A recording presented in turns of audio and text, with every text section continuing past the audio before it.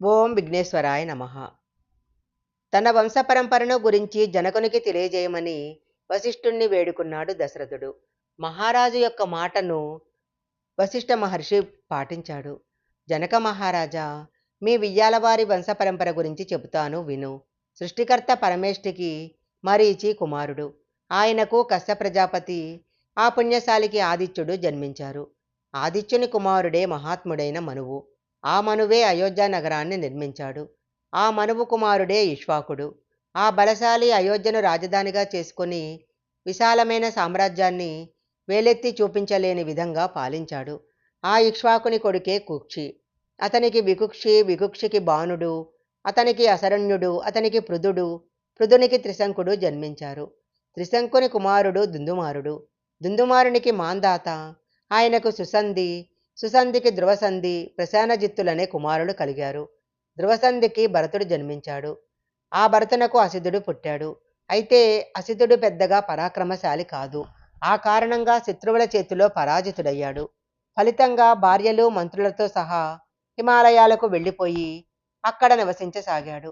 అప్పుడే అతని భార్యలు గర్భవతులయ్యారు. అసూయతో చిన్నరాణి పెద్దరాణి కాళిందికి విషాహారం తినిపించింది. కడుపున విషం కకావికలు చేస్తుంటే బాధతో లుంగలు చుట్టుకుపోయింది కాళింది.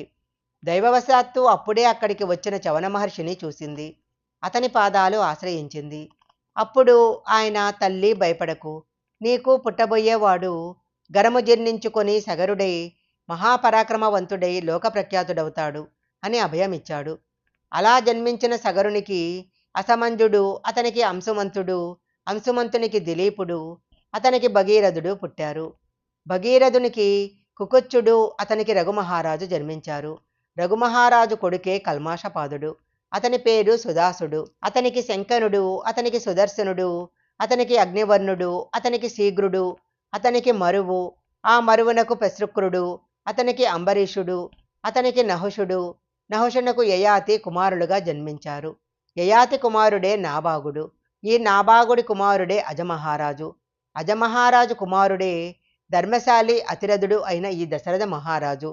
ఈ మహాత్ముని వరప్రసాదాలే రామలక్ష్మణ భరత శత్రుఘ్నులు, ముగించాడు వశిష్ఠ మహాముని. సూర్యవంశానికి శిరసు వంచి నమస్కరించాడు.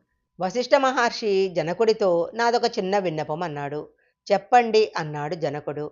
జనక మహారాజా, రామలక్ష్మణులకు సౌందర్యంలో భేదం లేనట్లే నీ కుమార్తెలు సీతా ఊర్మిళలకు కూడా రూపలావణ్యాలలో పెద్దగా తేడా లేదు. ఇలా అడుగుతున్నానని మరోలా అనుకోకపోతే సీతను రామునికి ఇస్తున్నట్లే ఊర్మిళను లక్ష్మణునికి ఇచ్చి వివాహం చేస్తే అంతా సంతోషిస్తాము, ఆలోచించు అన్నాడు. అలాగే అన్నట్లు తల పంకించాడు. తరువాత ఇలా అన్నాడు. మహర్షి, తమ వంశగాథను తెలియజేయటం కన్యాదాత సంప్రదాయం కాబట్టి నేను నా వంశక్రమాన్ని వివరిస్తాను, వినండి అన్నాడు.